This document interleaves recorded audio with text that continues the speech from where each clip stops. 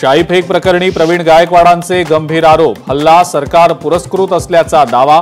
मात्र चंद्रशेखर बावनकुळेंनी प्रवीण गायकवाडांचे आरोप फेटाळले।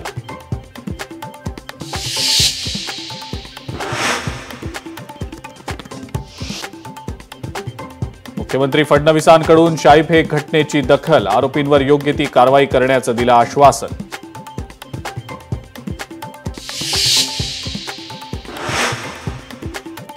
शिवसेना पक्ष आणि चिन्हाची आजची सुनावणी संपली। या प्रकरणी ऑगस्टमधली तारीख देण्याचा प्रयत्न करू, सुप्रीम कोर्टाचं स्पष्टीकरण।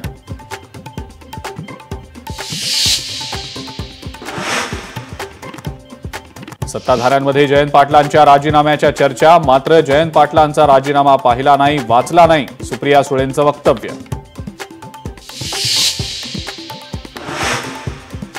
मुख्यमंत्री फडणवीस विभागनिहाय आढावा घेणार। भाजप आमदारांसोबत वर्षावर साधणार संवाद। आगामी निवडणुकांमध्ये आमदारांना बळ देण्याचा प्रयत्न। चड्डी बनियान गँगवरनं आदित्य ठाकरेंनी शिवसेनेवर केला हल्लाबोल। आदित्य ठाकरेंच्या टीकेवर आमदार निलेश राणेंनी घेतला आक्षेप।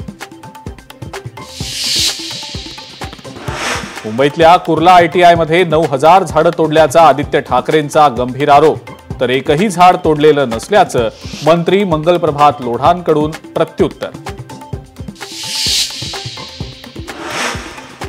परमेश्वराच्या रूपानं मुख्यमंत्री देवेंद्र पावले नाहीतर जेलमध्ये गेला असतात। जयकुमार गोरेंची रामराजे नाईक निंबाळकरांवर खोचक टीका। पवारांच्या राष्ट्रवादीची मंगळवारी कार्यकारिणीची बैठक। वायबी चव्हाण सेंटरमध्ये बैठक होणार। बैठकीमध्ये प्रदेशाध्यक्षपदासंदर्भातला निर्णय एकमतानं घेतला जाणार। आणि संयुक्त फेरीवाला महासंघ आक्रमक। उद्या मुंबईत आंदोलन। विक्रीसाठी पर्यायी जागा देण्याची मागणी। आझाद मैदानात फेरीवाले आंदोलन करणार।